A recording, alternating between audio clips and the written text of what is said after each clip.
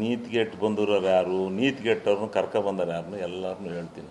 ಈಗ ನನ್ನನ್ನು ಕರ್ಕೊಬಂದವರು ಈಗ ಹೇಳಿದ್ನಲ್ಲ 3 ಜನ ಇವರೇ. ಈಗ ನಾವು ನೀತಿಗೆಟ್ಟರು ಆಗಿದ್ದೀವಿ ಅಂತ ಇಟ್ಕೊಳ್ಳಿ. ನಮ್ಮಂಥವ್ರನ್ನ ಕರ್ಕೊಂಬರ್ಬೇಕಾದ್ರೆ ಅವ್ರೇನಾಗಿದ್ದರು ಅಲ್ವಾ?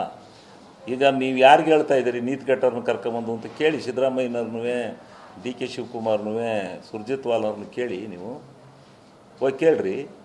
ನಾನು ಇವೆಲ್ಲನೂ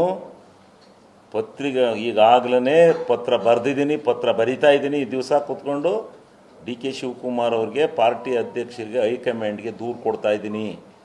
ನೀವು ಒಂದು ಕಡೆ ಹೇಳ್ತೀರಿ ನಮ್ಮನ್ನು ಈ ಜಿಲ್ಲೆಯ ಸಂಸದರಾಗಬೇಕು, ಸಂಸದರಾಗೋಕ್ಕೆ ನೀವು ಸೂಕ್ತವಾದ ಕ್ಯಾಂಡಿಡೇಟು, ಬಲಿಷ್ಠವಾದ ಕ್ಯಾಂಡಿಡೇಟು ಅಂತ ಒಂದು ಕಡೆ ಹೇಳ್ತೀರಿ. ಇನ್ನೊಂದು ಕಡೆ ಹೇಳ್ತೀರಿ ಇವರು ನೀತಿಗೆಟ್ಟರು, ಇವರು ಅದೆಂಥದ್ದು ಹೇಳ್ತಾರಲ್ಲಪ್ಪ ವಲಸೆ ಬಂದವರು ಅಂತ ಹೇಳ್ತೀರಿ. ನೀತಿಗೆಟ್ಟರು ವಲಸೆಗೆ ಬಂದವರು ಅಂತ ಹೇಳಿ ನೀವು ನಮ್ಮನ್ನು MP ಮಾಡೋಕ್ಕೆ ನಮ್ಮ ಹೆಸರು ಸೂಚಿಸ್ತಾ ಇದ್ದೀರಾ? ಯಾವುದು ಸೂಚಿಸ್ತಾ ಇದ್ದೀರಿ?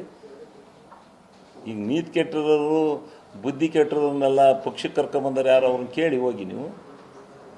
ಅದನ್ನೇ ಹೈಕಮಾಂಡಿಗೆ ಪತ್ರ ಬರಿತಾ ಇದ್ದೀನಿ ನಾನು. ಹೈಕಮಾಂಡ್ಗೆ ಏನು ಈ ಥರ ಎಲ್ಲ ಆತ್ಮಗೌರವದ ಇಲ್ಲದೆ ಇರೋವಂಥ ಕೆಲಸ ಮಾಡೋಕ್ಕೋಸ್ಕರ ನೀವು ಕರ್ಕೊಂಬಂದ್ರೆ ನಮ್ಮನ್ನು ಪಕ್ಷಕ್ಕೆ, ಯಾತಕ್ಕೋಸ್ಕರ ಪಕ್ಷಕ್ಕೆ ಕರ್ಕೊಂಬಂದ್ರಿ ನೀವು? ಈ ಥರ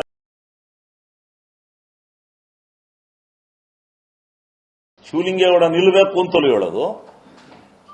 ಶಿವಲಿಂಗೇಗೌಡ ಸೂಕ್ತವಾದಂಥ, ನಾನೇನೋ ಪಾಪ ಮೊದಲನೇ ದಿವಸ ಹೇಳಿರಲ್ಲ, ಏನೋ ಒಳ್ಳೆ ನನಗೆ ಶಬಾಷ್ಗಿರಿ ಕೊಡೋಕ್ಕೆ ನೋಡಯ್ಯ ಪರವಾಗಿಲ್ಲ ನನ್ನ ಹೆಸರು ಹೇಳ್ಯಾರೆ ಅಂತೇಳಿ ನಾವು ಪರವಾಗಿಲ್ಲ ಕಣೆ ಅಂತ ಇದ್ದೀವಿ. ಹಿಂದ್ಗಡೆಯಿಂದಲೇ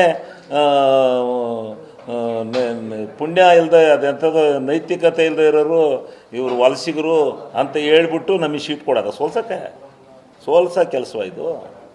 ಯಾತಕ್ಕೋಸ್ಕರ ಮಾಡ್ತಾ ಇದ್ದೀರಿ ಇದನ್ನೇ ನಾನು ಡಿ ಕೆ ಶಿವಕುಮಾರ್ ಅವ್ರನ್ನ ಪ್ರಶ್ನೆ ಮಾಡಬೇಕು ಅಂತ ಮಾಡಿದ್ದೀನಿ, ಸಿದ್ದರಾಮಯ್ಯನವ್ರನ್ನ ಪ್ರಶ್ನೆ ಮಾಡಬೇಕು ಅಂತ ಮಾಡಿದ್ದೀನಿ. ನೀವು ಸಾಮಾನ್ಯವಾದ ವಿಚಾರ ಅಲ್ಲ. ಯಾರೋ ಇವತ್ತು ಯಾರು ವಲಸೆ ಬಂದರು ಅವ್ರು ಬರದೇ ಇದ್ರೆ ಏನಾಗ್ತಾ ಇದ್ರಿ? ಈಗ ಜಗದೀಶ್ ಶೆಟ್ಟರ್ ಬರೆದಿದ್ರೆ ಎಲ್ಲಿ 5 ಸೀಟಲ್ಲಿ ಕ್ಲಿಕ್ ಆಗವು? ಸೌದಿ ಬರದೇ ಇದ್ರೆ ಏನಾಗೋದು? ಗುಬ್ಬಿ ವಾಸು ಬರದೇ ಇದ್ರೆ ಏನಾಗೋದು? ನಾನು ಬರದೇ ಇದ್ರೆ ಏನಾಗೋದು? ಗೋಪಾಲಕೃಷ್ಣ ಬರದೇ ಇದ್ರೆ ಏನಾಗೋದು? ಎಷ್ಟು ಜನ ಬಂದಿದ್ದೀವಿ ನಾವು? ಎಷ್ಟು ಜನ ನಾವು ನಿಂತು ನಾವೆಲ್ಲ ರಾಜೀನಾಮೆ ಕೊಟ್ಟು ಕಾಂಗ್ರೆಸ್ಸಿಗೆ ಸೇರಿದ್ರಿಂದಲೇ ತಾನೇ ಒಂದು ಇಮೇಜ್ ಬಂದಿದ್ದು ಅವತ್ತು.